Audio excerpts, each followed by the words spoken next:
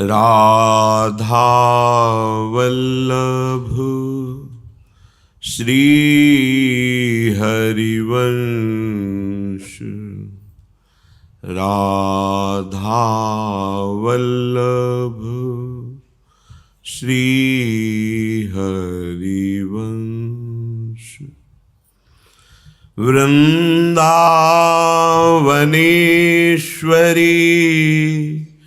तवैव पदारविन्दम्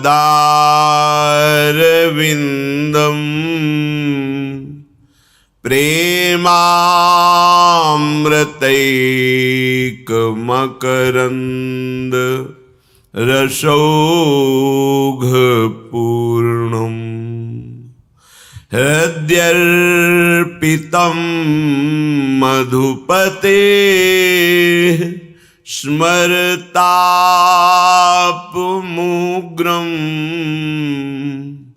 निर्वापयत् परम शीतलमाश्रयामि।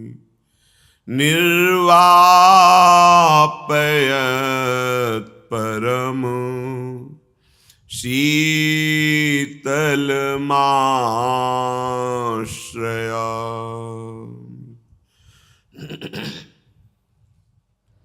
राधा राधा राधा राधा राधा राधा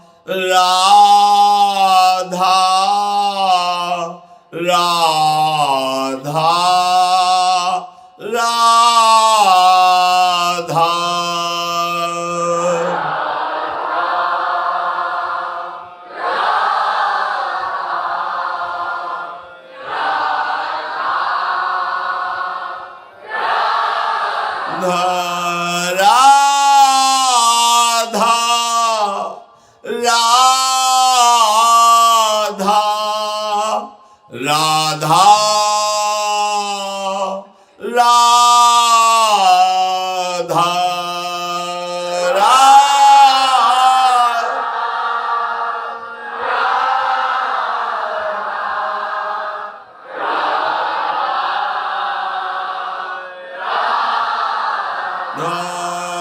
राधा राधा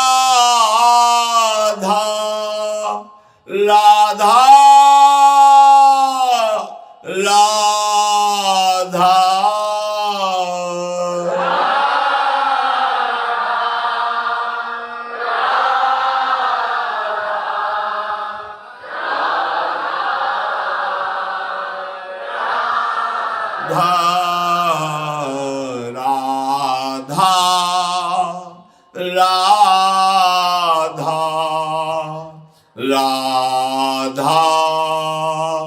राधा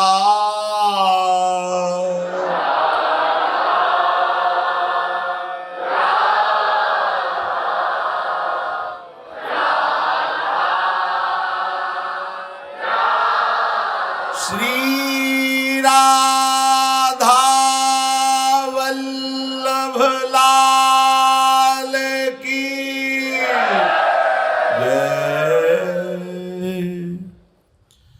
परम सच्चिदानंद घन आनंद समुद्र प्रेम समुद्र ज्ञान वैराग्य भक्ति ऐश्वर्य अनंत शक्तियों के स्वामी प्रभु श्री कृष्णचंद्र जी कृपा करके ऐसा अमृतमय उपदेश कर रहे हैं।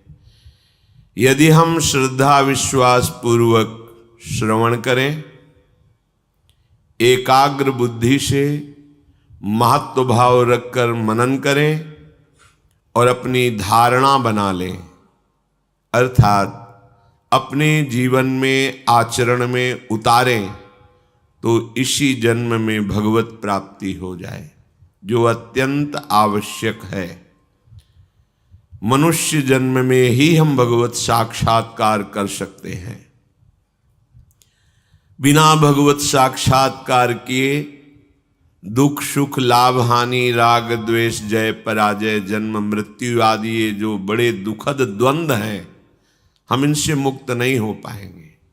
संचित क्रियमाण प्रारब्ध, हम इनके भोगों से नहीं बच पाएंगे। बार बार जन्म मरण क्लेश अशांति दुख, कैसे कैसे संसार में दुखों की रचना है। स्वयं में हम राग द्वेष करके अपना पतन करते रहते हैं। हमें आचरण सुधार कर आनंद में डूबना है, ये हम भूल जाते हैं और हम दूसरों की निंदा स्तुति करने में अपने साधन पक्ष में जो लगाने के लिए समय मिला है उसको नष्ट करते रहते हैं। अज्ञान की हद हो गई। एक बुरा कर रहा है और आप बुरा देख रहे हैं, और एक बुरा कह रहा है आप बुरा सुन रहे हैं। ये चारों की एक ही गति होगी। समझ में नहीं आ रहा है। जो समय हम ये व्यर्थ दर्शन व्यर्थ भाषण व्यर्थ चिंतन व्यर्थ क्रियाओं में लगा रहे हैं, यही यदि हम प्रभु में लगा दे तो इसी जन्म में हमें महासुख मिल जाए।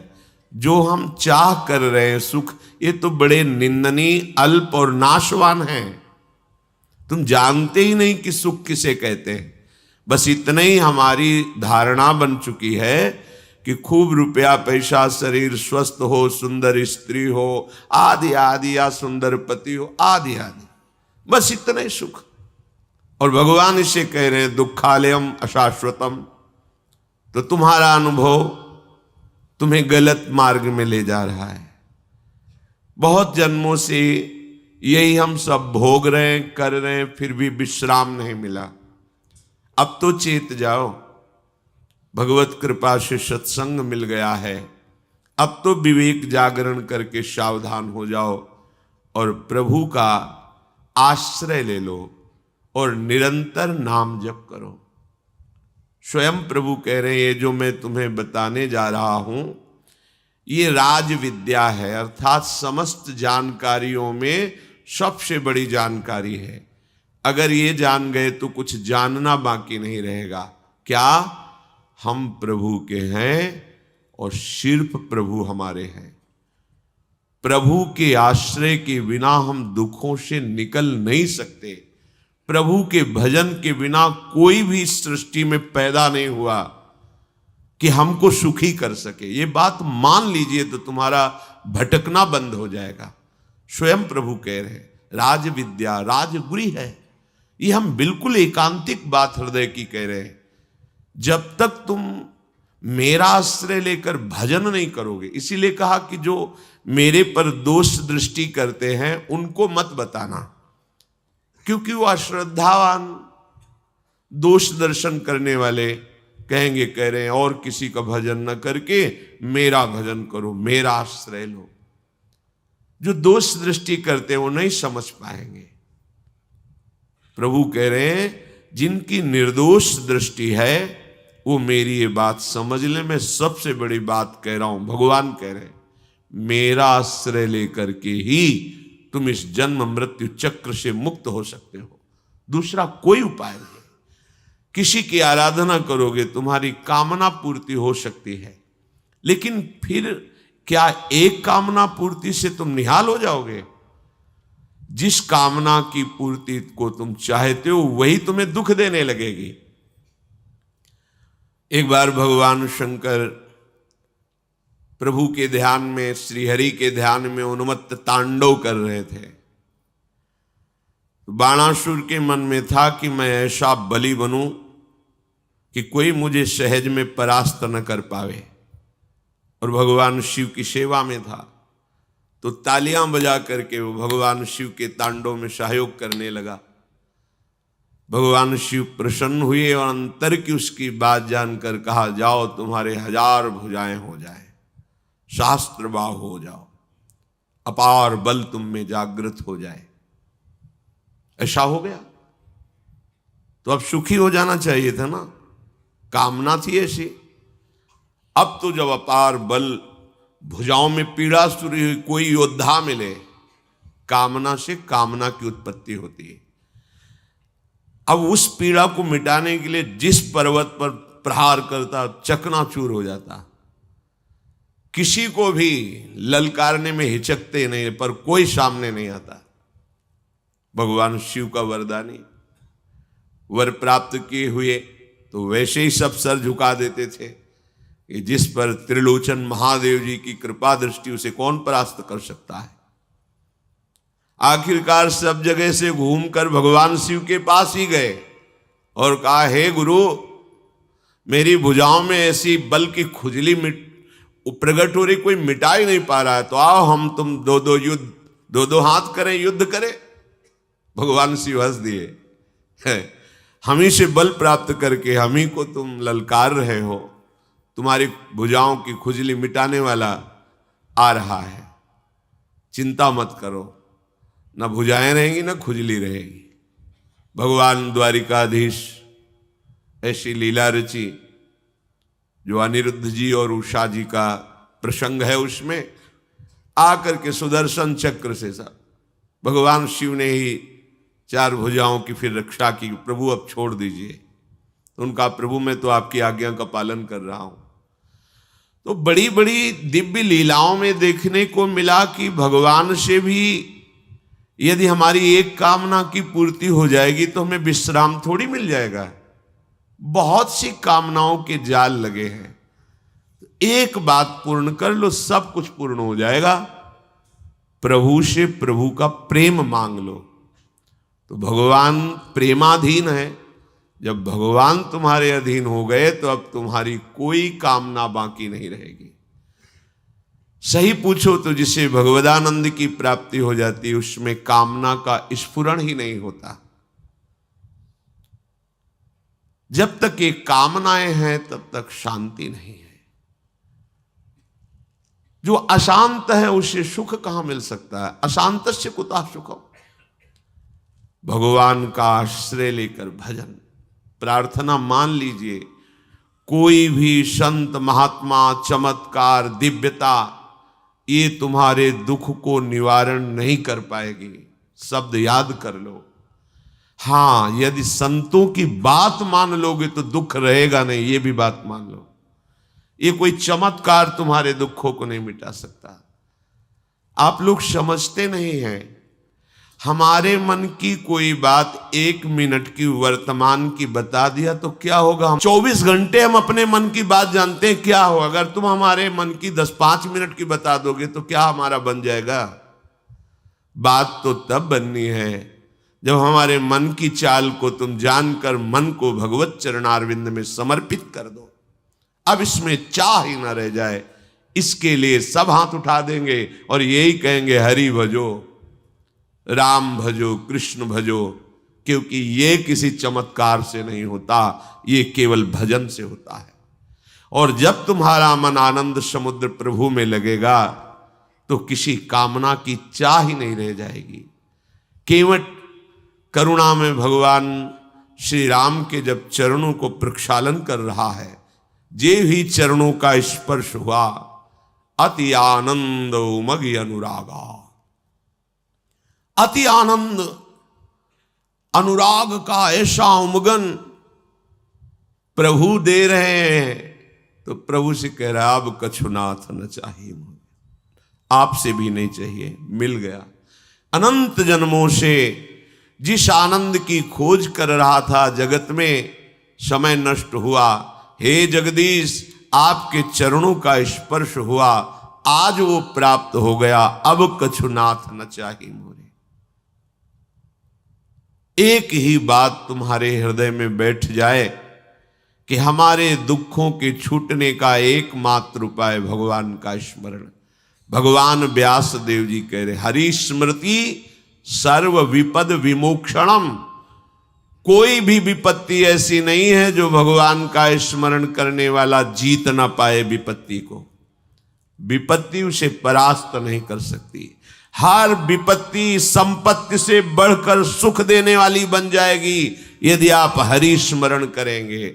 और हरि को भूल गए तो हर संपत्ति भारी विपत्ति बन के तुम्हें दुख देगी। देख लो, महाभागवत शिव स्वरूप हनुमान जी महाराज कह रहे, कहा हनुमंत विपत्ति प्रभु सोई, जब तो सुमिरन भजन न होई।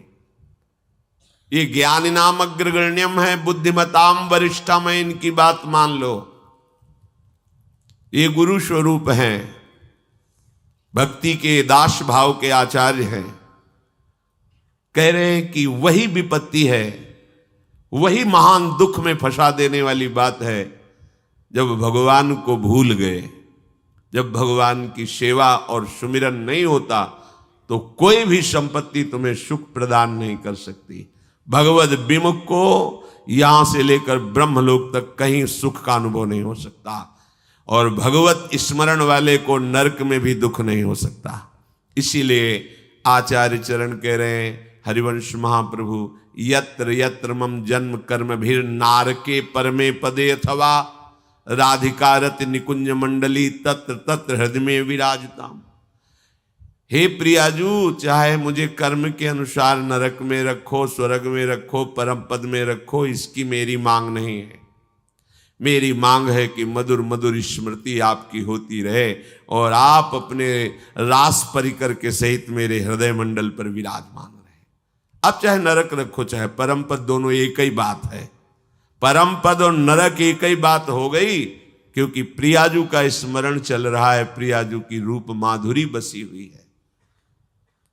आज तक कहीं कोई ऐसा प्रमाण नहीं मिला कि भगवद विमुख सुखी हो गया हो, कहीं नहीं प्रमाण मिला।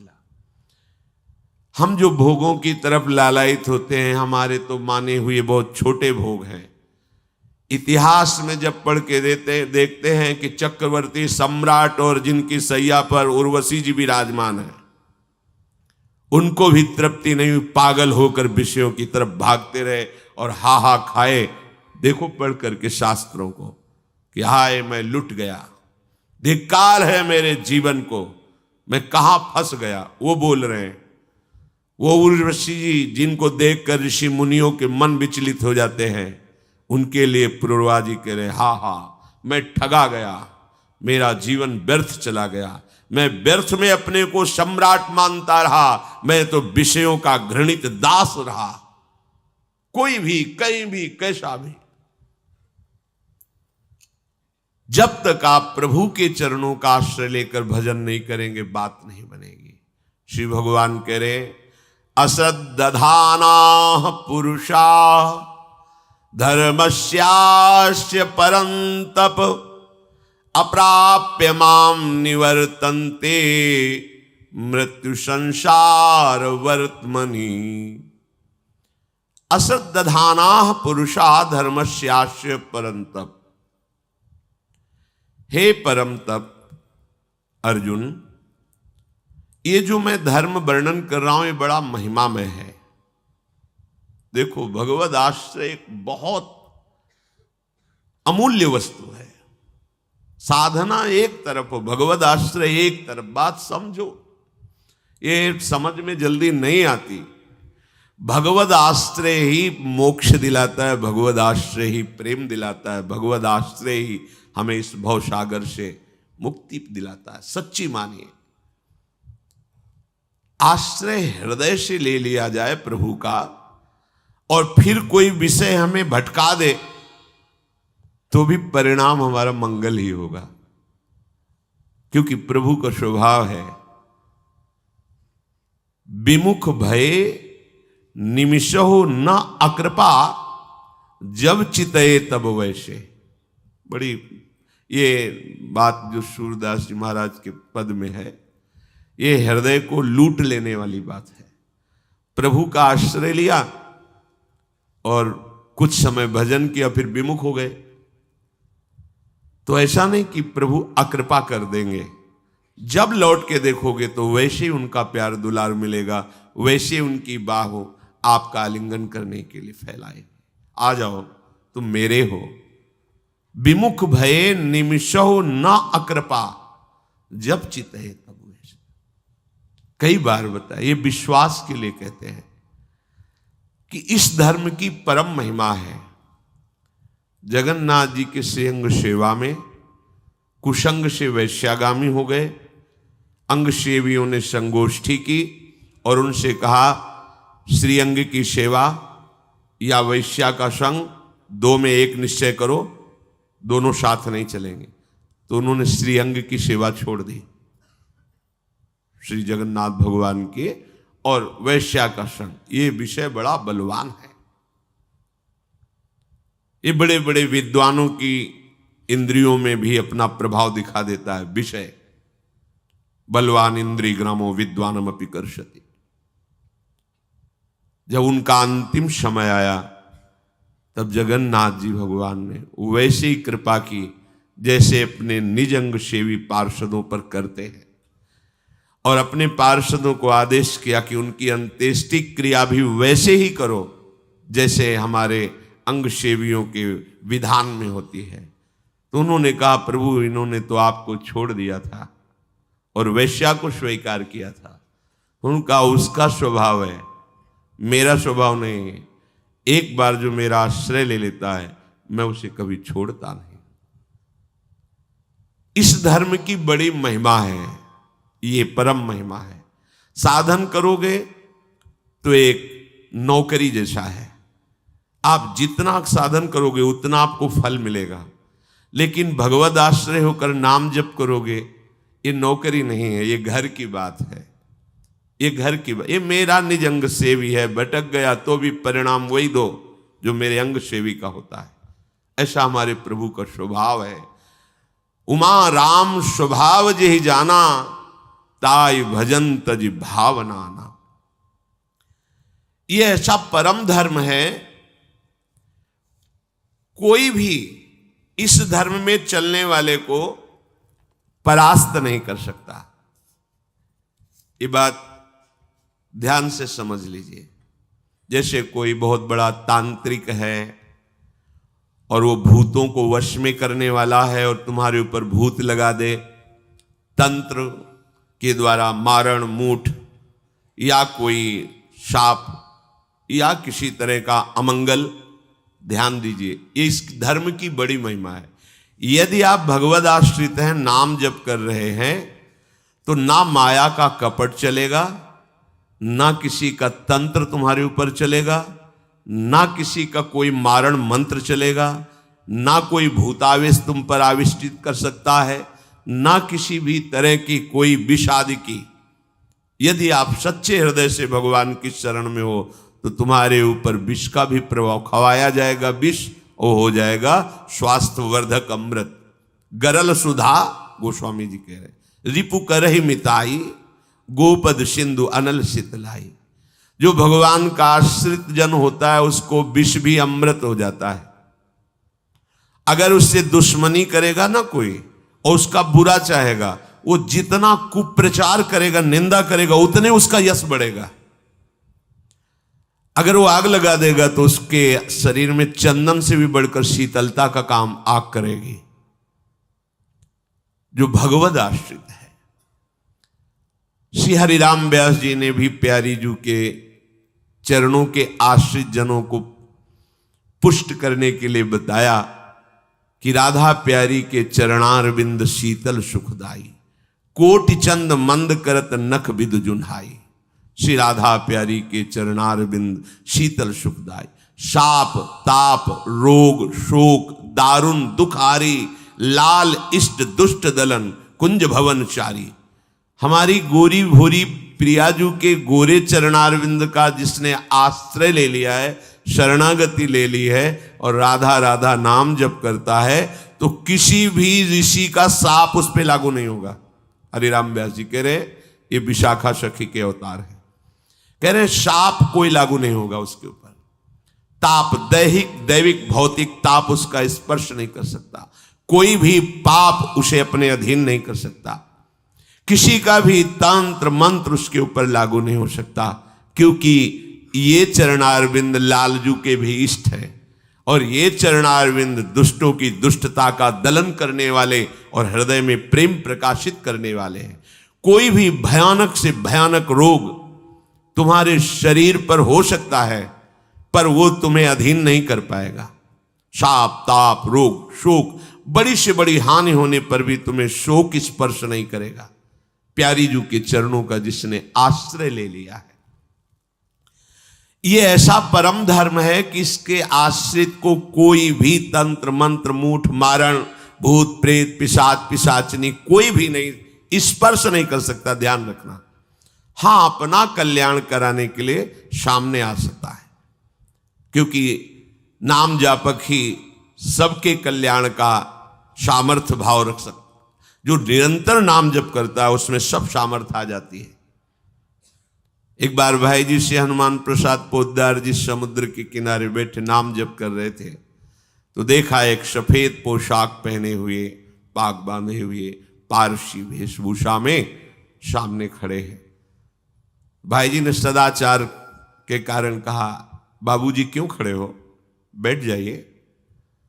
तो उनका आप बोले तो मेरे में सामर्थ्य है आपसे बात करने की, डरना नहीं आप। भाई जी ने कहा मैं क्यों डरूंगा, आप कोई भयावह थोड़ी लग रहे हैं। बोले लग नहीं रहा, लेकिन भयावह हूं, मैं प्रेत हूं। भाई जी तो कोई बात नहीं। जो भगवत भजन में ये सब कई जगह ऐसा घटना में, गंगा किनारे जैसे श्मशान है, ऐसा नहीं कि प्रेत योनि नहीं होती, होती है, पर वो प्रभाव नहीं दिखा सकती। ऐसे प्रत्यक्ष देखा है। भाई जी ने कहा कि तो आप हमारे पास क्यों आए हो? बोले अपना उद्धार कराने के लिए।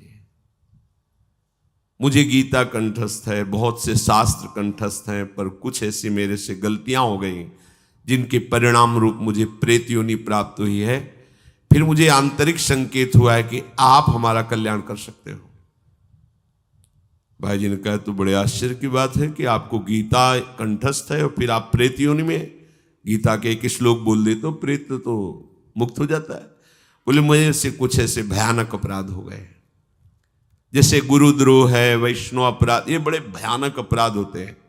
जब किसी का पतन होना होता है तो माया यही खेल खिलवाती है, क्योंकि और सब पाप हैं वो दरस परस अगनाश, गुरुजनों के संतों के दर्शनों से ही नष्ट हो जाते हैं। लेकिन संत द्रोह, नाम जापक, वैष्णव द्रोह, गुरु अवज्ञा, गुरुद्रोह, ये भयानक अपराध होते हैं, इनसे दुर्गति हो जाती है। तो अपना कल्याण करने के लिए कोई ऐसा भले, नहीं तो किसी भी भक्त के सामने, भगवद आश्रित नाम जापक के सामने किसी का चेटक नहीं चलता है। और जो इस परम धर्म में, भगवद आश्रय में, उसके आचरण बड़े पवित्र हो जाते हैं, लक्षण है इसके। क्योंकि भगवद आश्रय लेने वाला भगवद विमुख आचरण कैसे कर सकता है, कैसे कर सकता है? और भगवान की सामर्थ्य का भरोसा है तो भगवान की सामर्थ्य से बचाती है। आचारः परमो धर्म, आचारः परमम तपः, आचारः परमम ज्ञानो, माचारात् किन्नु साध्यते। साधवा क्षीण दोषाः स्यु सच्छब्द साधुवाचकः, तेषामाचरणं यत्तु सदाचारः स उच्यते। आचरण ही परम धर्म है, आचरण ही परम तपस्या है, आचरण ही परम ज्ञान है। एक बार भगवान सुखदेव जी गर्भ से ही वैरागी, एकांत सेवन करके ब्रह्मबोध संपन्न, तो उनको ये लगा कि मेरे को जो बोध है इसका प्रमाण भी होना चाहिए। इसमें लिखा है आचरण ही परम ज्ञान है, तो प्रमाण होना चाहिए कि मुझे सत्य का जो बोध हुआ है यही बोध है। तो परम ज्ञान स्वरूप अपने पिता भगवान व्यासदेव जी के समीप गए और कहा, भगवान जो मुझे बोध हुआ है यही आत्मबोध है? कुछ नहीं बोले। जैसे गरुड़ जी महाराज भगवान शंकर के पास गए, अपनी समस्या बताई कि मुझे संशय हो गया है भगवान में, तो भगवान शिव ज्ञान समुद्र एक क्षण में निवारण कर सकते थे, पर कहा कि हे उमा, भगवत कृपा से मैंने अंदर की बात उनकी जान ली। कीन होश कबहूं अभिमाना, सुख हो वंचा कृपा निधाना। तो अगर हम उत्तर दे देंगे तो वो उस पर प्रहार नहीं होगा, अभिमान पर। अभिमान इतना नष्ट होगा जब काकभूषुंड जी के पास जाएंगे, क्योंकि पक्षियों के महान राजा भगवान के निकट निवासी वाहन, ये जब वहां नीचे जाके बैठेंगे तो अभिमान नष्ट हो जाएगा, तब बात समझ में आएगी।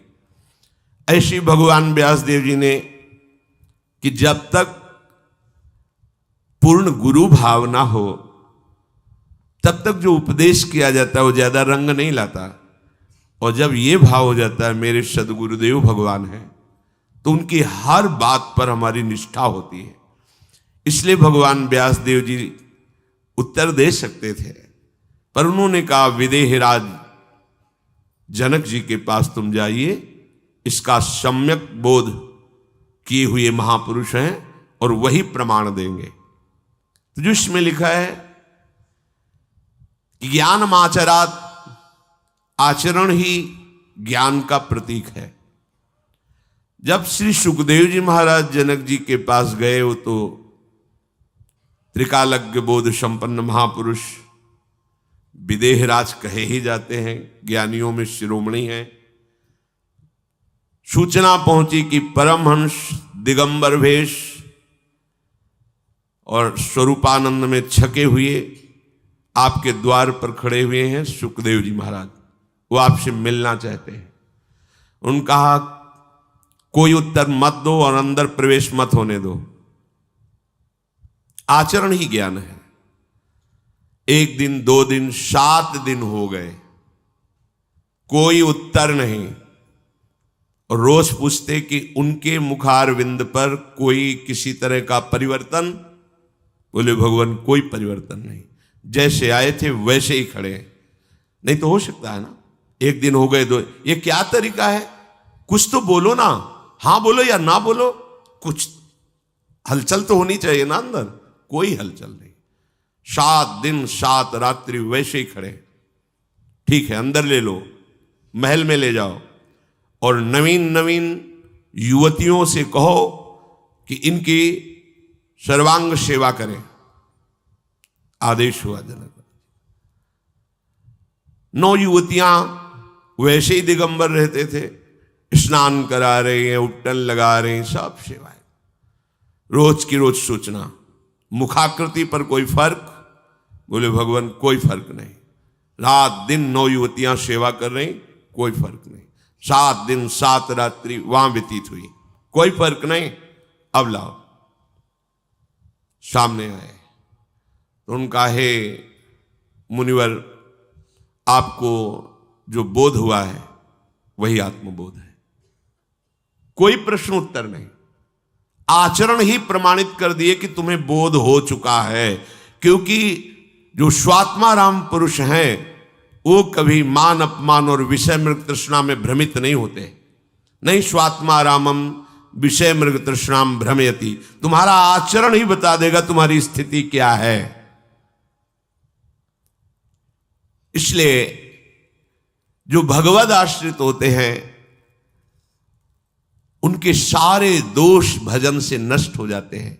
आचरण उनके परम पवित्र और प्रमाणित होते हैं, शास्त्र प्रमाणित होते हैं। सदाचार, विनम्रता, पवित्रता, ये तो साधु के स्वभाव में होता है, भगवद आश्रित के स्वभाव में होता है। यदि वो साधु वेश रखे है और आचरणहीन है तो ये पाखंड है। आचारहीनम न पुनंति वेदा यद्यपि धीता सा सट विरंगई छंदास्येनम मृत्यु काले त्यजंती नीडम शकुंता इव जात पक्षाहा।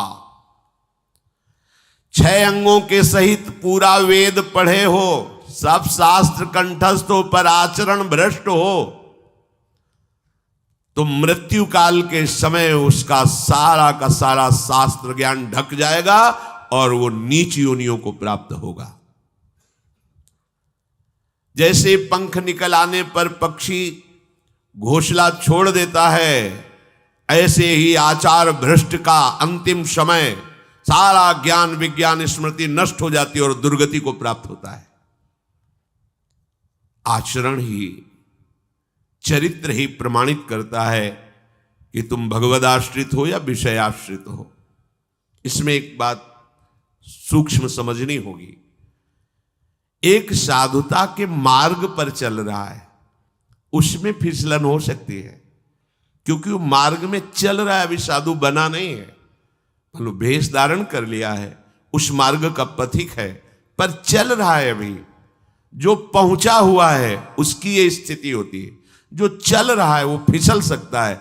इसीलिए इस फिसलन में गुरु का हाथ पकड़ के चला जाता है, अर्थात गुरुदेव की आज्ञा पर चला जाता है। नहीं, कब हम फिसल जाएं, कहां फिसल जाएं, इसका कोई भरोसा नहीं होता। इसलिए गुरुदेव की आज्ञा पर जो रहता है तो फिसलन होती ही नहीं। जैसे जहां फिसलन होती, नुकीला डंडा हो, तो ऐसे गुरुदेव के वचनों का आश्रय लेकर इस मार्ग पर चला जाता है। आचारहीन की कभी शुभ गति नहीं होती। शुभ गति व्यभिचारी। एक बहुत बड़े विद्वान पूज्यपाद सिवड़िया बाबा जी के समीप आए। थोड़ी देर वार्ता में खूब श्लोक बोलते रहे संस्कृत के। बाद में पूछा, बाबा आप बता सकते हो मेरी गति क्या होगी? तो बाबा ने कहा दुर्गति। सभा भी लगी हुई थी। अब वो एकदम, तो उनका बाबा आप ऐसे कैसे कह सकते हैं कि दुर्गति होगी? तो बोले जिस तुम दोष से युक्त हो उसमें दुर्गति ही होती है। अब आगे नहीं पूछा किस दोष से युक्त है, क्योंकि त्रिकालज्ञ सर्वांतर्यामी पद को प्राप्त महापुरुष ऐसे देखते हैं जैसे टीवी में आप सीरियल देख रहे हो। जो व्यभिचार दोष से युक्त है उसकी शुभ गति नहीं हो सकती। आचरणहीन को भ्रष्ट होना ही पड़ता है सतमार्ग से। जो भगवत उपासक होता है उसके आचरण बड़े पवित्र होते हैं। इसलिए कई बार सत्संग में कहा है कि जब काशी में एक संत भगवान में ले गए जज स्वामी के पास, बड़े सिद्ध महापुरुष थे ज्ञान के, वो बड़ी अलौकिक उनकी लीलाएं होती, ऐसे जोर से कलाई पकड़ा और अंग्रेजी में बोले थे वह कि जिसका चरित्र, बाद में अर्थ बताया था जो ले गए थे, जिसका चरित्र पवित्र है भारत में विश्व में उसी की पूजा होती है। और जिसका चरित्रहीन हो गया, हमारे यहाँ उसका कोई अस्तित्व नहीं होता। इसलिए जीवन भर वो गुड करेक्टर, ऐसे कुछ बोले थे कि अच्छा चरित्र बनाना, अच्छा चरित्रवान बनना, चरित्र ना बिगड़ने पावे, यही साधु की साधना की कसौटी है। साधु जो भगवद आश्रित होता है उसमें संतोष बहुत होता है। बिना संतोष के कामनाओं का नाश नहीं होता, और बिना कामनाओं के नाश के जो वास्तविक चरम सुख है उसका अनुभव नहीं होता। बिन संतोष ना काम नशाही, और अछत काम सुख सपने नाही। मनुष्य स्वप्न में भी सुख का अनुभव नहीं कर सकता जिसके कामना है। जो प्रभु का आश्रय लिए होता है उसे इसलिए विशेष संतोष होता है कि आज बिगड़ गया है, आज परिस्थिति बिगड़ी है, तो मेरे प्रभु सर्व सामर्थ्यशाली हैं। अगला क्षण होते होते वो इससे भी कई गुना बढ़कर सुंदर परिस्थिति बना देंगे अगर उनको लगेगा तो। इसलिए वो बेपरवाह रहता है, इसीलिए उसके हृदय में संतोष रहता है। और खास बात संतोष की ये रहती है कि वो बड़ा धनवान होता है, उसके पास नाम रूपी धन होता है। तो उसको पता है भगवत विधान से आज दुख आया है, विपत्ति आई, सब नष्ट हो रहा है, सब छिन रहा है, ये एक लीला है, बकाया मुझे कोई परास्त नहीं कर सकता। मेरे पास राधा नाम धन है, जिस समय ये धन प्रकाशित होगा तो जो कुछ है उससे करोड़ों गुना बढ़कर के हो जाएगा। इसलिए नाम धन से वो संतुष्ट रहता है। और यही साधुता है, यही भगवद आश्रय का स्वरूप है। जथा लाभ संतोष सदा, काहू सो कछु ना चाहोगो। और ही विश्वास, जो इस परम धर्म का उपासक होता है उसका विश्वास बड़ा अटल होता है। विश्वास को गोस्वामी जी बरगद वृक्ष की तुलना में कह रहे, बट विश्वास अचल निज धर्मा। विश्वास कैसा होना चाहिए? बोले बरगद वृक्ष जैसा। बरगद का जो वृक्ष होता है, बट वृक्ष, उसमें जगह जगह जड़ें निकल पड़ती हैं। अगर जड़ उखड़ जाए तो सैकड़ों जड़ें डालों में, वृक्ष नष्ट होने वाला नहीं। इतना मजबूत अपने आराध्य देव गुरुदेव पर विश्वास हो कि कोई रात दिन हमारी बुद्धि को विपरीत भरे तो भी हमारे विश्वास में कमी ना आवे। भगवद आश्रित का चमत्कार विश्वास होता है। हमें विश्वास है, बस ये बात तुम्हारी कोई छीनने न पावे तुम्हारे हृदय से। भेजे जाएंगे माया के पार्षद तुम्हारे विश्वास को नष्ट करने के लिए। और जब माया के पार्षद आते हैं तो तुम्हारे सामने दृश्य भी वही रख देते हैं। किसी भी दृश्य को पॉजिटिव और निगेटिव समझाने में 1 मिनट केवल लगता है। उसी को पॉजिटिव रख सकते हो, उसी को निगेटिव कर सकते हो। यह बुद्धि की कला होती है। तो माया जब किसी को भेजती है तो तुम्हारी सकारात्मक सोच और सकारात्मक दृश्य को नकारात्मक सोच और नकारात्मक दृश्य से पुष्ट कर देगी। आपको लगेगा हाँ बात तो सही है, अच्छा ऐसा, हम तो इसको ऐसा समझ रहे थे। नहीं नहीं, तुम गलत समझ रहे थे। और नकारात्मक सोच देने वालों का प्रभाव बहुत जोर का पड़ता है, क्योंकि पीछे हमारा नकारात्मक सोच से ही संबंध रहा है। देखो, हम आप तो जीव कोटि के हैं, जो ईश्वर की लीला में सम्मिलित हुए हैं, उनके ऊपर नकारात्मक सोच का प्रभाव बढ़ जाता है। हृदय में आपका विश्वास दृढ़ होना चाहिए। हमें प्रभु ने स्वीकार कर लिया है, हम प्रभु के हैं, हमारा निश्चित इसी जन्म में कल्याण हो जाएगा। जब नकारात्मक सोच वाले आपको इस विश्वास दिलाने के लिए आवे तो आपको बहुत सावधान हो जाना है। हमारे आपकी क्या बात, भगवत लीला में भी नकारात्मक सोच का प्रभाव पड़ जाता है। माता कैकेयी जी से जब मंथरा जी कहती हैं, तुम्हें पता है कल प्रातः राम को राज्याभिषेक होने वाला है चक्रवर्ती सम्राट पद पर? तो हाँ, बोल तुझे क्या चाहिए मेरे लाडले राम, राजा बनेंगे, आज तू प्राण मांगे तो भी दे दे। आप समझ नहीं रहे, मैं आपके साथ आई हूं मायके से, आपकी प्रियदासी हूं, और सब जगह मैं जाती हूं सुनती हूं, तुम तो महल में रहती हो, तुम्हें पता नहीं। ये षड्यंत्र रचा जा रहा है। कल राम राजा बनेंगे, भरत को बंदी बना के जेल में डाल दिया जाएगा और आपको कौशल्या की दासी होना पड़ेगा। कहीं कुछ नहीं है, कुछ नहीं है। दुष्टा कहीं की, तेरी जबान काट लूंगी दोबारा अगर ऐसा बोली। जैसे दोनों नेत्र अपने को प्यारे होते हैं, ऐसे राम और भरत मेरे नेत्रों की समान। तू कैसी भेद बुद्धि, दोबारा बोली तो जबान काट लेंगी तेरी। थोड़ी देर बाद फिर बोली, को नृप होए हमें कहानी, चेरी छोड़ी न हो बुरानी। कोई राजा बने हमें क्या होगा, हम तो दासी रहेंगी। पर लोगों को क्या है, उनके सुख की बात बताओ तो बुरा लगता है और रोने लगे। कह के अच्छा बैठ, पास बैठ, निजी दासी है, क्या तू कहना चाहती? मैं सही कह रही, तुम्हारा बड़ा अमंगल है, तुम्हारा बड़ा अहित है राम का राज्याभिषेक होने पर। सही बात, महल की बात बता रही हूं, कौशल्या की दासी बनना पड़ेगा तुम्हें। तो फिर क्या कर सकती हो? तुम्हारे पास वरदान है ना, महाराज ने कहा था। हाँ है तो मांग लो ना, यही अवसर है। क्या मांगू? राम को 14 वर्ष का वनवास और भरत को राजगद्दी। आ गई बात समझ में, आ गई समझ में। कहां सुबह महामंगल होने वाला था त्रिभुवन का, भगवान राम राजा बनने वाले थे। और कहां सुबह तापस वेश विशेष उदासी, 14 वर्ष राम नंगे पैर भगवान को वनवास। दशरथ जी का प्राण त्यागना, स्वयं सहित कौशल्या जी का वैधव्य होना, महान कष्टों की वर्षा हो गई। ये नकारात्मक सोच ऐसा नहीं कि तुम्हारी बुद्धि को ना बदल दे, बहुत इसमें पावर है, क्योंकि ये सब माया के रचे हुए यंत्र हैं।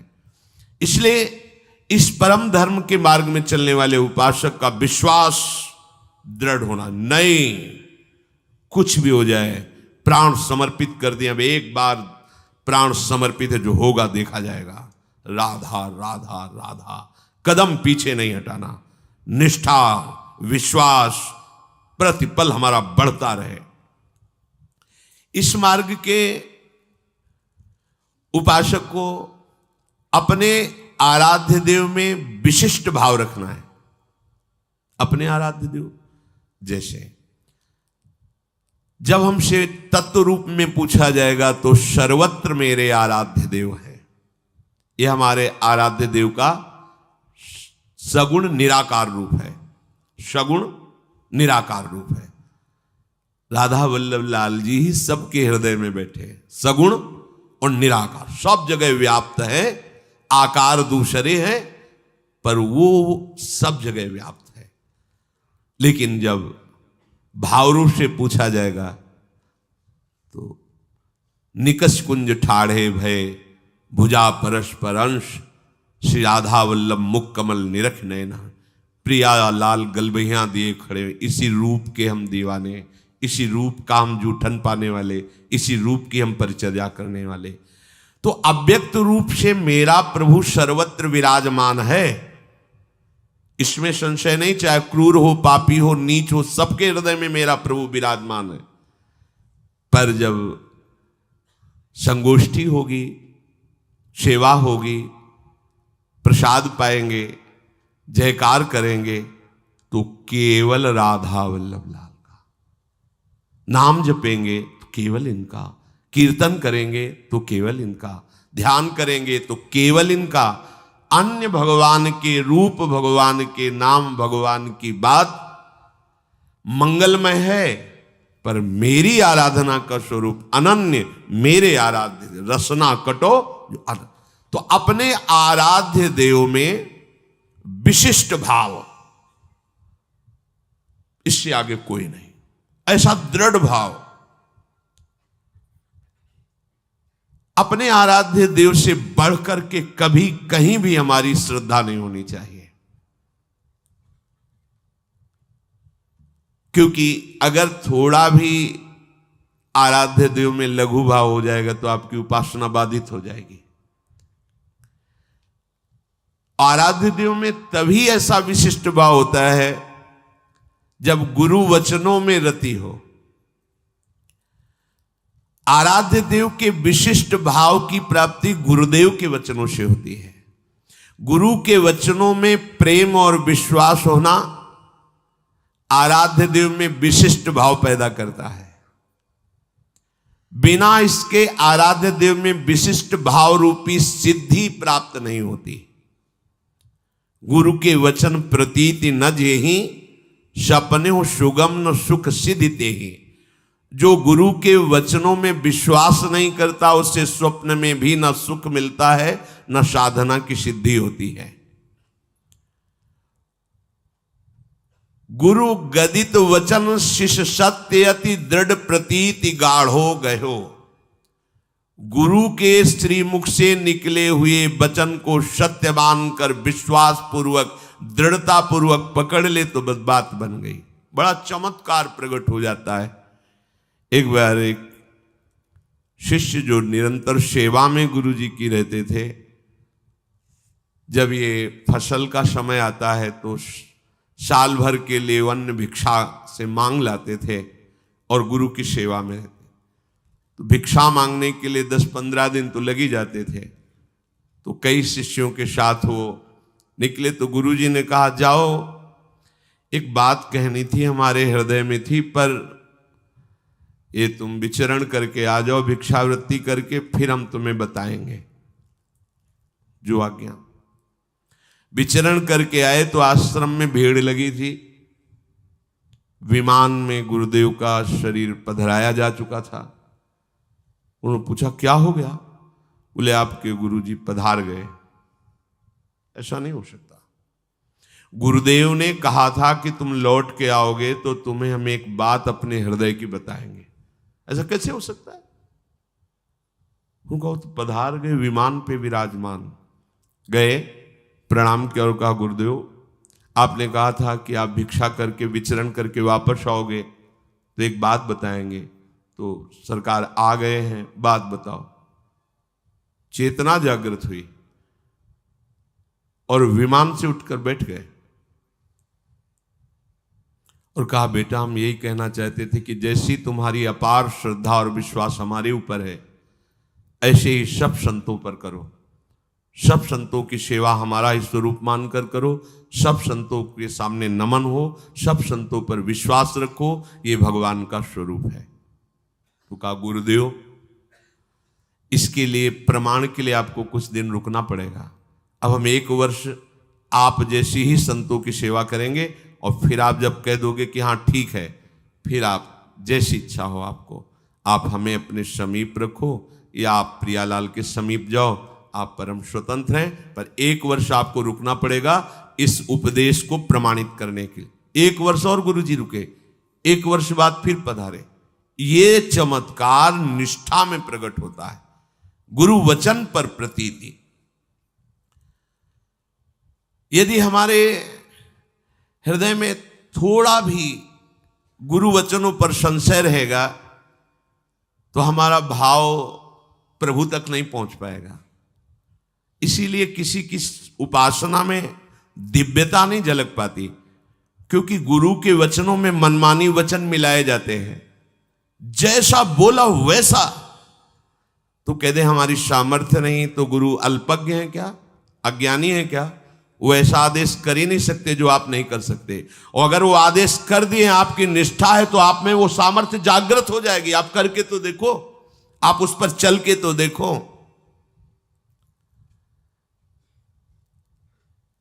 एक आदेश पालन के विषय में उदाहरण आता है। श्री समर्थ स्वामी रामदास जी महाराज अपनी मंडली के साथ एक जंगल में गए तो देखा कुआं भी है, छाया भी है, ठाकुर जी विराजमान किए, बैठ गए। जल लाओ, तो जल लाया गया तो उसमें बहुत से पत्ते झरझर के डाली से गिरे थे, तो दुर्गंध आ गई। उनका इतना सुंदर जल जंगल में है, अगर ये दोष रहित हो जाए तो बहुत से प्राणियों के पीने योग्य हो जाएगा। अच्छा, 20 शिष्य थे।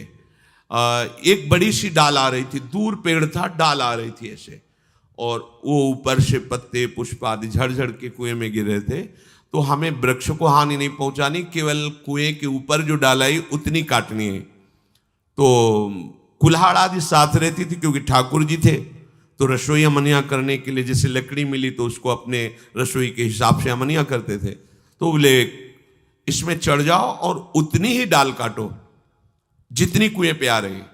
तो उधर से अगर पेड़ की तरफ से काटेंगे तो बहुत लंबी डाल थी, और आदेश सरकार का केवल इतना ही था, उतना ही काटना। इसका मतलब जिधर पत्ते हैं उधर बैठकर उतना ही काटना है। तो वहां वकील महाराज जी जो काटेगा तो मर ही जाएगा, कुएं में जाएगा। बोले इससे हमें कोई मतलब नहीं। अंबादास जी नाम के एक संत शिष्य थे, तो उनका भगवान ये सेवा हमारे हृदय में उत्साह हो रहा है करने का। सब शिष्य बैठे हैं, वो उठे, पेड़ में चढ़े, डाल में धीरे धीरे ऐसे करके आए, इधर आए, कुएं के ऊपर वो जो डाल का स्वरूप था उधर पकड़ करके बैठे और काटे। जे ही काटे तो डाल से ही अंदर कुएं में गए। अब हाहाकार मच गया शिष्यों की, प्रभु वो तो डाल कटना था। ऐसे बड़े निरपेक्ष दिखाई दे लगा, ये क्या लीला है, तुम मर जाएंगे। अब वो जब डाल कुएं में गिरी तो प्राण बचने की संभावना नहीं, क्योंकि ऊपर से डाल, नीचे जल, जल में जाके तो डूबना ही होगा। सब शिष्य शांत बैठे रहे। थोड़ी देर में देखा कि श्री राम जय राम, जय जय राम, श्री राम जय, दिव्य तेज कुएं से प्रकट हुआ और भगवत पार्षद उनको ऊपर ला करके खड़ा कर दिया। डाल भी बाहर, पत्ते भी बाहर, पानी अमृत जैसा सुगंधित, और वो शिष्य दिव्य तेजों में। तो उनका बड़ी देर लगा दी ऊपर आने में। बोले प्रभु जब नीचे गया तो प्रभु के पार्षद ले गए साकेत धाम, और सिया राम जी के चरणों का स्पर्श प्राप्त हुआ, प्रणाम किया, उन्होंने प्रसाद दिया और हमें फिर कहा जाओ अपने गुरु सेवा में लगो। तो प्रभु अब सब शिष्य हाथ मल रहे कि जिनके लिए हम बाबा जी बने वो तो समर्पण, बड़ी से बड़ी कठोर आज्ञा में भी बड़ा रहस्य छुपा हुआ है। बस कोई मान ले तो सब तरस गए कि सिया राम जपते हैं, एक बार भी झांकी नहीं मिली, चरण छू के आ रहे, कहे गुरु आज्ञा में प्राण समर्पण। गुरु वचनों में रति, ये भगवत आश्रय का चमत्कार, अपने आराध्य देव में विशिष्ट भाव।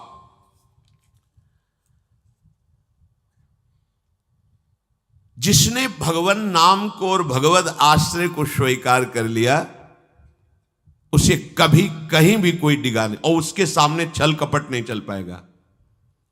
एक श्री मथुरा दास जी नाम के महापुरुष हुए हैं, तो बस कहे तिजारे मांझ भक्ति रस रास करिए एक बात ताको प्रगट सुनाइए। आयो बेशधारी को करे सालिग्राम सेवा, डोलत सिंहासन पे आन भीर छाइए। स्वामी के जो शिष्य भयो तिनहु के भाव देखी, वाही को प्रभाव आए कहो ही भाइये। नेक आप चलो उरीति को बिलो किए जू, बड़े सर्वज्ञ कही दुखे नहीं जाइए। मथुरा दास जी तिजारी ग्राम में निवास करते थे। वैसे संतों का जो ग्राम में निवास होता है वो जगत मंगल की भावना से होता है। किसी भी गांव में जहां जो संत वास्तविक भगवत प्रेमी रहते हैं वहां से भिक्षा लेकर उनको निष्पाप करते हैं, शिक्षा देकर के भगवत प्राप्ति कराते हैं, क्योंकि उनके श्रीमुख से नाम कीर्तन भगवत चर्चा होती ही रहती है। नंद नंदन की अनन्य उपासना करते थे। ये राजस्थान में ग्राम है तिजारे में, वहां वो रहते थे। जो भी समीप आता वो कुछ ही दिनों में ऐसा भक्ति रंग में रंग जाता, कुछ प्रभु के नाम में प्रीति हो जाती, समस्त असद आचरण छोड़ देता। बहुत से शिष्य हो गए, बहुत से अनुयायी हो गए,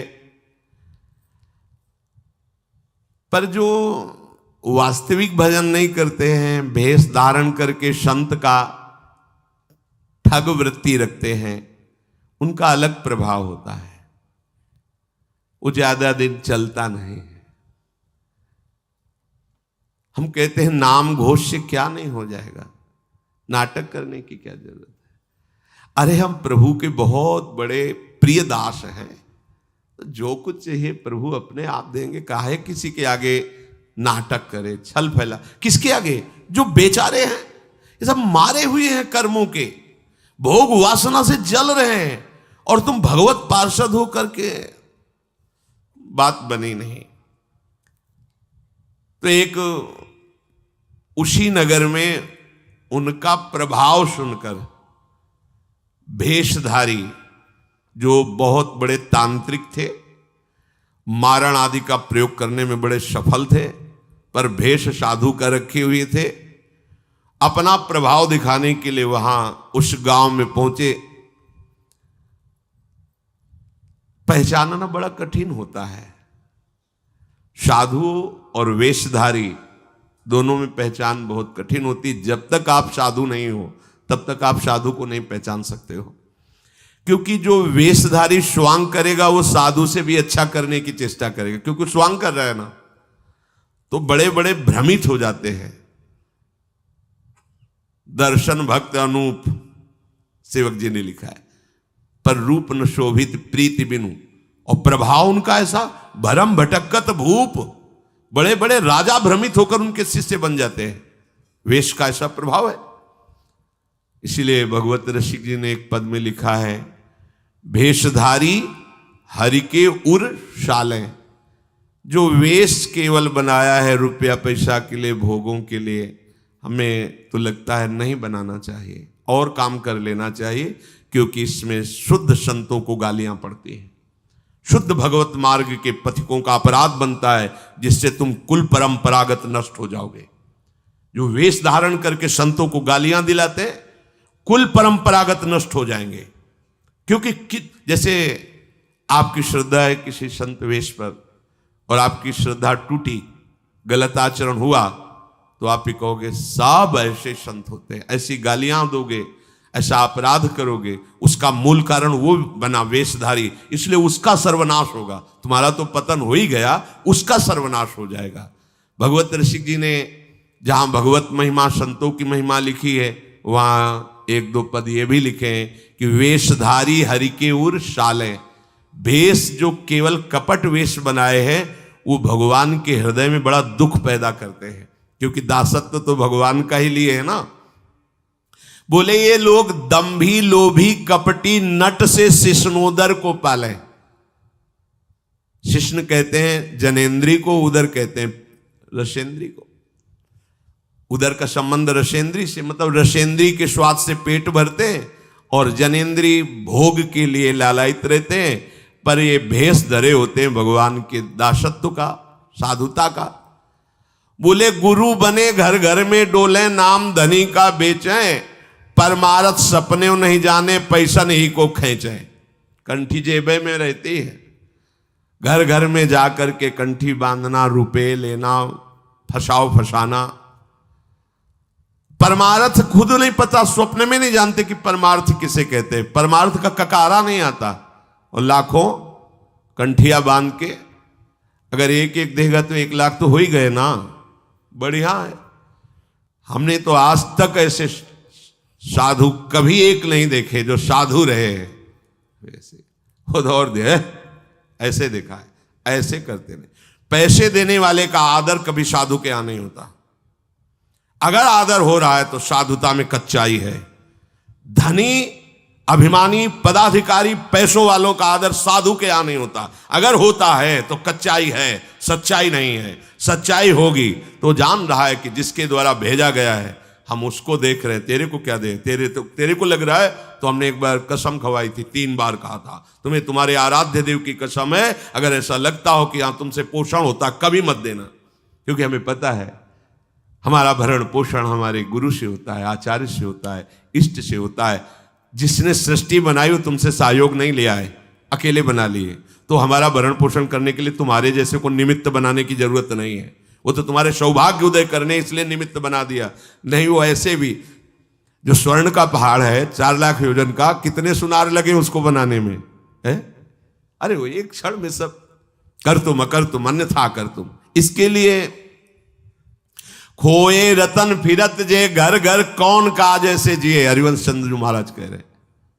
इसके लिए भटकना पड़े कि कोई मुझे धन दे दे, कोई मेरा चेला बन जाए तो मुझे भोग सामग्री समर्पित करे, तो इसका मतलब अभी परमार्थ का पता नहीं है।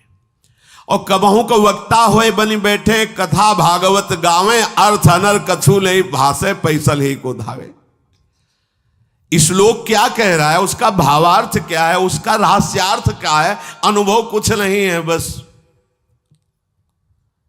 कबहू कवे हरि मंदिर में सेवाएं करे निरंतर बासा, भाव भगत को भेद न जाने पैसन ही की आशा। नाचे गावे चित्र बनावे कहे काव्य चटकीली, साच बिना हरि हाथ ना आवे, रहनी है सब ढीली। बिन विवेक वैराग भक्ति बिन सत्य नये को मानो, भगवत विमुख कपट चतुराई सो पाखंड जानो। वेशधारी हरि के उसको सहन नहीं हुआ।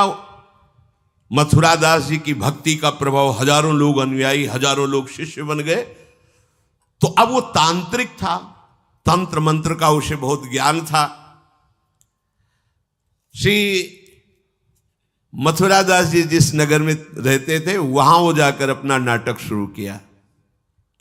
उसने सब जगह प्रचार प्रसार किया। मैं गंडकी नदी में 12 वर्ष तक खड़े होकर के तपस्या करके आया हूं, केवल दूध का आहार करता था। उसके प्रभाव से शालिग्राम भगवान हमारे बस में हो गए। और आप सबको मैं दिखा सकता हूं कि शालिग्राम मेरे वश में है। देख लीजिए, सिंहासन लाता, बाहर रखता, हजारों की भीड़, ऐसे ऐसे करता तो वो ऐसे शालिग्राम उठते और नाचते हुए ऐसे ऐसे ऐसे फिर रख जाते, फिर ऐसे ऐसे ऐसे ऐसे। अब तो सबको आश्चर्य हो रहा, जैसे चुटकी बजा रहा वैसे शालिग्राम की बटिया ऐसे ऐसे ऐसे। लोग भीड़ कटने लगी, क्योंकि अब जैसे राधा राधा कहो, कोई जंतुर नहीं है, कोई भस्म नहीं है, कोई वादा नहीं है, तो फिर कम वहां तो दिखाई दे रहा ना ऐसे। देखो ये सब तो लगता है ना कि हाँ। अब हमसे पूछो कि हमारे मन में क्या चल रहा है, हमें नहीं पता है। हमें ये देखना कि हमारे प्रियाजू के मन में क्या चल रहा है। मन मन की रुचि जानिने, मुझे अपनी लाडली की मन की जान के उनकी परिचर्या में रहना है कि तुम्हारे मन की जान के तुम्हारी परिचर्या में रहना है। हाँ, तुम यदि मन से ऊपर उठना चाहते तो हमारी बात मान लो, मन को अधीन करके, और मन के अधीश्वर भगवान में तुम्हारा प्रेम हो जाए, तुम्हारा जीवन कृतार्थ हो जाए। अब वहां नाम नंद नंदन का भजन पद्धति, तो जो कमजोर लोग थे उन्होंने कहा कि आज तक कोई चमत्कार तो दिखाया नहीं मथुरा दास जी ने। देखो ये हैं संत, 12 वर्ष से दूध पी के गंडकी नदी, 12 मिनट भी नहीं खड़ा होगा कभी। अब भेंट जो जितनी चढ़ाएगा उतने उसके दुख नष्ट होंगे। अरे भैया वहां तो रुपया सब समेटता, फिर दूसरे मोहल्ले में, पूरे गांव में अब तो जय जयकार, शालिग्राम भगवान को नचा। कोई सेवा की सामग्री लेने गए थे मथुरा दास जी की श्रीअंग सेवा में जो रहते थे संत जन, उन्होंने देखा, वो आए, बोले महाराज एक बड़ा चमत्कारी महात्मा आया, वो कह रहा 12 वर्ष से हम दूध पीकर गंडकी नदी में, और वैसे ऐसे करता तो साल।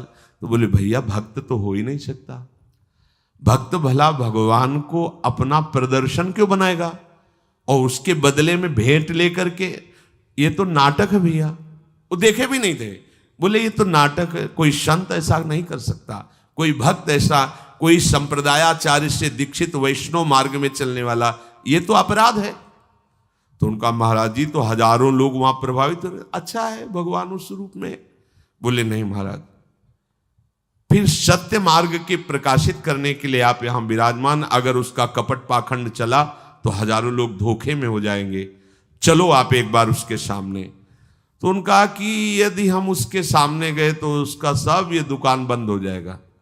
बोले महाराज जी आप जरूर चलो, क्योंकि आपके चलने से यदि लोगों की श्रद्धा भगवान में वास्तविक लगे तो आप भी तो यही चाहने के लिए यहां गांव में वास कर रहे हो। उनको बड़ा दुख हुआ कि एक तो उसको दुख होगा, उसका नाटक बंद होगा, दूसरा कि वो जान क्यों नहीं रहा है जिन भगवान को तुम नचा रहे हो, अगर वास्तविक उनके तुम सेवक बन जाओ तो तुम्हें सब कुछ प्राप्त हो जाएगा। शालिग्राम भगवान श्री हरि ही है, कोई और नहीं है। पर बहुत जब उन्होंने कहा तो कहा चलो अच्छा, तो पाए परि गए लेके जाए ढिग ठाढ़े भये, चाहत फिरायो पे न फिरे सोच पर्यो है, जान गयो आप कछु याही को प्रताप ये पे, मारो करि जाप यो विचार मन धर्यो है, मुठी ले चलाई भक्ति तेज आगे आई नाही, वाही लपटाई भयो ऐसो मानो मर्यो है, हुए करि दयाल जा जीवायो समझायो, प्रीति पंथ दर्शायो ही भायो शिष्य कर्यो है। सभी शिष्यों ने चरण पकड़ करके मथुरा दास जी को मनाया कि आप वहां चले। तो आप गए सादे वस्त्र, एकदम सहज स्वरूप साधु का। जाके भीड़ भी इनके साथ है कि भाई मथुरा, उनका भी प्रभाव था तो बहुत सी भीड़ साथ गई। जाकर के गांव वालों ने कहा कि भैया वो आप जो स्वामी जी दिखाते थे शालिग्राम भगवान का चमत्कार वो दिखाइए, हमारे गुरुजी आए हुए हैं। ये तो उसने जाना था कि महिमावान है तभी तो वो आया था, पर उसको ये पता नहीं था कि हमारा प्रोग्राम इनके सामने नहीं चल पाएगा, क्योंकि भगवान नाम जापक के आगे कोई तंत्र मंत्र, कोई श्राप पाप ताप ये सब नहीं, वास्तविक जो भगवत मार्ग में है। अब उसने निकाला सिंहासन और पूरा सब शालिग्राम जी को, तो केवल चुटकी ही बज रही थी, शालिग्राम भगवान वहीं बैठे थे। हर प्रयास कर लिया, कोई चमत्कार नहीं। लोगों ने कहा कि दिखाओ ना, अब ये हमारे गुरुजी हैं, गांव में रहते हैं। अब भक्त की निष्ठा के सामने भगवान को भी छोटा बनना पड़ता है। इतने महान भगवान भक्त बलि जी के सामने बामन बन के भीख मांगने के लिए गए। भक्ति निष्ठा जीत सकते थे, आज्ञा दे सकते थे, ना आज्ञा दी और ना विजय प्राप्त की। भिक्षा में मांग करके दिया माता अदिति को कि आपकी चाह है कि राज्य पद देवराज को मिले, तो आपकी आराधना से मैं जाऊंगा, पर वो मेरा भक्त है, ना युद्ध करूंगा ना आज्ञा दूंगा, पर मांग के लाऊंगा। भगवान भिक्षुक बन के गए। भक्त के आगे नौटंकी नाटक कहां चल सकता है? अरे जुगनू तब तक चमकती रहे जब तक सूर्य प्रकट नहीं होता। सूर्य प्रकट हुआ तो लाखों जुगनुओं का कोई मतलब नहीं रह जाता। नौटंकी नाटक, ये साधुता का भेष धर के कितने दिन चलेगा? जिस दिन पोल खुलेगी ना, उस दिन सब नष्ट हो जाएगा, सब नष्ट हो जाएगा। लोग परलोक तो पहले ही नष्ट हो चुका था। पाखंड न करे। हम कह रहे तुम्हें धन चाहिए, तुम्हें सम्मान चाहिए, राम राम भजो, कृष्ण कृष्ण भजो, हरि हरि भजो, विश्व नमन करेगा, ईमानदारी से भजो। हमने ऐसे संत भगवान देखे, ककारा नहीं पड़े, कुछ नहीं जानते, बस एक ओम, दुई ओम, तीन ओम, चार ओम ऐसे जपते, और लोग न्यौछावर थे, सीधे सरल ओम ओम, राम राम, कृष्ण कृष्ण, साफ सिद्ध। कबीरदास जी जैसे वहां पर राम राम राम राम। श्री स्वामी सत्संगानंद जी महाराज बक्सर, बस इतने। जब कोई बेटा राम राम, ऐसे लगते थे कि मतलब इनको पी जाएं, अपने हृदय में रख ले। इतने दुलारे वयोवृद्ध थे, ऐसा सुंदर रूप, ऐसी कोमलता, ऐसा आकर्षण, बस राम राम राम राम। अरे प्रभु के नाम में क्या नाटक करने की जरूरत क्या है? पाखंड कर। प्रभु महालक्ष्मीपति हो, तुम्हें लक्ष्मी ही चाहिए तो वो सब दे देंगे। काहे को नाटक करे? काहे को किसी को भ्रम में डाले? तुम भ्रम में हो, दूसरे, अरे भैया तुम राम राम जपो, कृष्ण कृष्ण जपो, तुम्हारा मंगल इसी, बस इसी में मंगल होगा, दूसरा मंगल कर ही नहीं सकता। अब उनके प्रभाव से उनका कुछ नहीं हुआ। अब तो लोग कहने लगे दिखाओ ना, इसका मतलब तुम नाटक कर रहे थे। अब सबके सामने उसका मान नष्ट हुआ, उसका सब तंत्र बेकार हो गया। कुछ लोगों ने कहा पकड़ो और मारो इसको, पीटो, बहुत नाटक करके रुपया कमा लिया, सब छीन लो, धन छीन लो। किसी ने कहा मार पीट के इसे न्यायाधीश के पुलिस डिपार्टमेंट को दो। ये मथुरा दास जी ने सबसे कहा देखो अगर हमको लाए हो तो हमारी बात मानो, इनको किसी भी तरह का कष्ट मत दो, कोई भी बंधन नहीं। और उनसे कहा भैया आप जिसका नाटक कर रहे हो ना, अगर सत्यता से इसे मान लो तो जिन लोगों ने रुपए चढ़ाए ये बहुत थोड़े हैं, वो तुम्हें निहाल कर देगा। सत्यता से भजन करो, ये काहे को नाटक करते हो। इतना कह के वो चले गए। पर उसको समझ में नहीं आया। उसने कहा अच्छा तुम अपनी दिखा दी, अब मेरी देखना। सबके बीच में कहा तुमने अपनी दिखा दी, अब मेरी। मूर्ख को समझ में नहीं आता। उसने कहा ठीक है तुमने दिखा दिया, अब कल सुबह तक तुम देखना कि मैं तुम्हारा क्या करता हूं। क्योंकि उसे मारण का प्रयोग आता था। अब ये क्रोध उत्पन्न हो जाए तो राक्षस बना देता है, और क्रोध उत्पन्न होता है कामना से, और उसकी कामना सब नष्ट हो गई ना, सब किया कराया सब माटी हो गया, क्योंकि लाखों लोग प्रभावित हो रहे थे। अब वो क्रोध के वशीभूत होकर तामसी जप करने लगा। तामसी जप होता है विनाशकारी। अपवित्र सिद्धियां उसके पास थी। पवित्र सिद्धियां भी होती है जो दूसरों का मंगल करती है, अपवित्र सिद्धियां होती हैं जो दूसरों का नाश करती हैं। उसने मारण विद्या का अनुष्ठान किया, जिसे देहाती भाषा में मूठ कहते हैं। आज मैं इस अभिचार से उस महात्मा का सर्वनाश कर दूंगा। भूल भूल भारी भूल। जो साधु की मीच तक है वो उसी मीच से मरता है, ये तो समझ में ही नहीं आया। सरस्वती जी को देवता और ब्रह्मा जी सब प्रार्थना कर रहे हैं कि अयोध्या वासियों की बुद्धि तो बदल दी, वापस गए। भरत जी आ रहे हैं, इनकी बुद्धि बदल दो, नहीं भरत जो कहेंगे वही राम करेंगे। तो दिमाग पलट गया है भरत की बुद्धि। अरे प्रभु का इशारा था इसलिए अयोध्या वासियों की बुद्धि बदल दी। भरत जी के विषय में सोचोगे भी तो नष्ट हो जाओगे। महाप्रेमी भरत के विषय में सोचना ही तुम्हारे लिए अमंगल हो जाएगा। और हम क्या, करोड़ों सरस्वती भी हो तो भरत की भाव भरी भक्ति में बाधा नहीं पहुंचा सकती। अब उसने प्रारंभ किया, बैठ करके आसन में मूठ का एक खप्पर जैसी आकृति प्रकट होती है, और उसमें जाजुल्यमान तेज होता है। और वो जहां जाएगा तो जिसके पास जाना है वहीं शुरू हो जाएगा उसका खून पोकना, नीचे से शौच द्वार से मुंह से खून की उल्टी आना, उसके पहुंचते पहुंचते, और जहां पहुंची तो वो नष्ट हो जाएगा, मर जाएगा और वापस चली जाएगी। वहां जाके प्रमाण देगी कि हम काम कर रही हैं। वहां भक्तों ने देखा कि एक खप्पर में आग जलती हुई राउंड राउंड से गोला होता, तो जाके कहा मथुरा दास जी ये उसकी चलाई हुई मूठ है, तुम कुछ परेशान मत हो, यहां कुटिया की डेहरी में भी प्रवेश नहीं करेगी। अब वो आकर के मारण बस वहां घूम रहा है। मथुरा दास जी निकल के आए, हाथ जोड़ा, क्योंकि सब मंत्र सब सिद्धियां भगवान की तो ना, चाहे पवित्र हो या अपवित्र हो, तो उन्होंने कहा तुम सर्वज्ञ भगवान की ही शक्ति से संपन्न हो, तुम जानती हो कि हमारा कोई अपराध है क्या? अगर अपराध है तो हम बाहर निकल के आते हैं, आप हमें नष्ट कर दो। यदि अपराध नहीं है तो जिसके द्वारा किया गया उसको दंड दो। तुरंत मूठ वापस हुई, कोई मंत्र वंत्र नहीं पड़ा, तुरंत वो मारण वापस हुआ।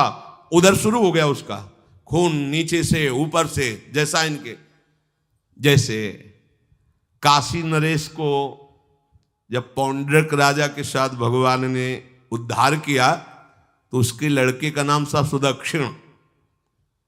वो पंडितों से विला बोला ऐसा मारण प्रयोग कर सकते हो कि द्वारिका को मैं द्वारिकाधीश नष्ट कर दे। मंत्र में ताकत होती पर उनको ये पता नहीं था जिससे मंत्र प्रकट हुए भला उन पर कैसे प्रभाव चले। उन्होंने कहा हाँ, तो उनका भारी दक्षिणा देंगे। तो काशी में अनुष्ठान शुरू हो गया और प्रकट हुई कृत्या। ऐसा नहीं, मंत्रों में ताकत होती है। पर भगवान शिव ने प्रकट होकर कहा था कि जो ब्राह्मण भक्त नहीं है, जो ऋषि भक्त नहीं, उसी पर ये मारण का प्रयोग काम करेगा, अन्यथा नहीं। तो भगवान का नाम ही है नमो ब्रह्मणे देवाय गो ब्राह्मण हिताय च। अब मारण कृत्यारूप रखकर द्वारिका को जलाने के लिए गई। द्वारिकावासी भागे, भगवान से कहा, भगवान ने सुदर्शन जी को आज्ञा किया करो हिसाब। भगाते हुए कृत्या को ले गई तो कृत्या ने पहले उन ब्राह्मणों को मारा, तो दक्षिण को मारा, फिर सुदर्शन ने कृत्या को नष्ट किया और पूरी काशी में आग लगा दी। ये भागवत में वर्णन है। भगवत भक्त या प्रभु के ऊपर कोई मारण चलेगा क्या? वो मारण उसी बाबा जी के पास जो नौटंकी कर रहे थे शालिग्राम के नचा, अब तो त्राहिमाम मच गया। वो संत भगवान गए, क्योंकि पता था कि बचेगा नहीं, मंत्र का प्रयोग है। गए और भगवान नाम उच्चारण किया, कृष्ण कृष्ण कृष्ण। नंद नंदन के उपासक थे और मूठ से कहा शांत हो जाओ। भक्त की आज्ञा का पालन हर मंत्र करेगा, क्योंकि मंत्राधिष्ठात्र भगवान का दास है। शांत हो गई मूठ और उनसे कहा, भैया देखा, तुम्हारा ही मंत्र तुम्हारे को अभी मार देता, अब सुधर जाओ। मतलब मृत्यु दशा को प्राप्त हो गए थे। संतों के हृदय में बदला लेने की कहीं कोई वृत्ति नहीं होती। संत कभी नाराज होते हैं तो उसमें मूल देख लेना आप विचार करके। आप जब अपना अमंगल करना अपना, तब वो आपसे नाराज होंगे। अगर आप उनका कोई कष्ट, वो नाराज नहीं होंगे, वो सह जाएंगे और आपका मंगल मनाएंगे। जब आप अमंगल अपना कर, तब वो डांटते हैं। अगर आप वो ये देख लें कि आप प्रहार कर रहे हो, तो फिर वो नहीं, फिर तो तुम्हारा मंगल मनाएंगे, आप उनको मारो, कभी डांटेंगे नहीं। बड़ा कोमल चित्त संतों का होता है। संतों के हृदय को केवल संत ही जान सकते हैं। अगर एक संत भगवान जा रहे थे गंगा के किनारे, तो किसी के कपड़ा फैले थे, धोबी ने दो को फैलाया था। वो तो अपने मस्ती में थे, पैर पड़ा तो वही डंडा लेके दौड़ा जो जिससे कपड़ा छाटता था। भगवान ने तुरंत सुदर्शन चक्र का स्मरण किया, फिर चक्र से कहा अंतर्ध्यान हो जाओ। तो रुक्मिणी जी ने पूछा, प्रभु ये लीला तो किसी भक्त की रक्षा के लिए होती, फिर आपने क्यों रोक लिया?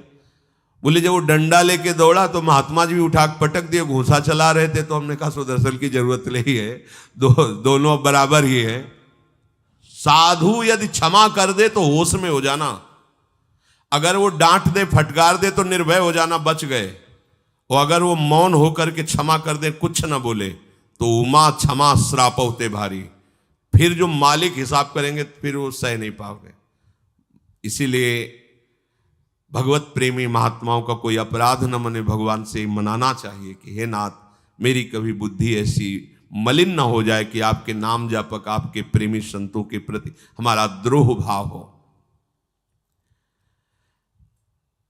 भगवान का चरणामृत उतारा, शालिग्राम का उसको पिवाया और बैठा ला और कहा, देखो जिन प्रभु की आराधना प्रभु को अधीन कर लेती है, प्रभु के धाम की प्राप्ति कराती, तुम चंद रुपयों के लिए नाटक कर रहे हो। आज से ऐसा वो चरणों में गिरा, कहा महाराज वास्तविक न मैं कभी 12 वर्ष गंडकी नदी में खड़ा हुआ हूं, न कभी दूध पिया हूं।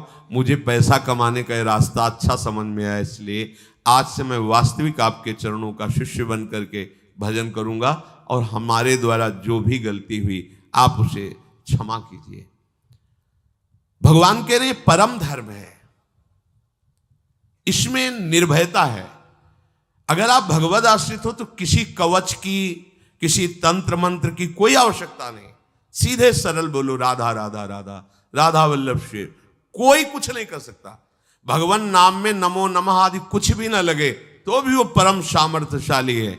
हाँ, बस छल कपट मत करो। तुम्हें जो चाहिए लंबे समय तक नाम जप करते रहो। नाम पहले तुम्हारे पापों का नाश करेगा। जब तक पापों का नाश करेगा तब तक तुम नाम का फल नहीं देख पाओगे। और जिस दिन वो तुम्हारे अनंत जन्मों के पापों का नाश कर पाया, फिर तुम खुद दूसरों से कहोगे नाम जपो, इसी में मंगल है। खुद कहोगे, कहीं भटकने की जरूरत नहीं। परम सत्य परम सत्य परम सत्य, केवल भगवान नाम ही आपके दुख को दूर कर सकता है। कोई जंतुर मंतुर भस्म राख घोड़े की नाल या कुछ भी दो नौटंकी नाटक करके विश्व ब्रह्मांड में देख लो, 2-2.5 किलो तेल से क्या होगा? पूरा कैंटर ले जाओ भर करके और शनि भगवान को नवा दो, भगवान के विमुख हो तो वही तुम्हारा नाश कर देगा। और बूंद ना चढ़ाओ, राधा राधा बोलो, हाथ जोड़े खड़े रहेंगे तुम्हारी सेवा में।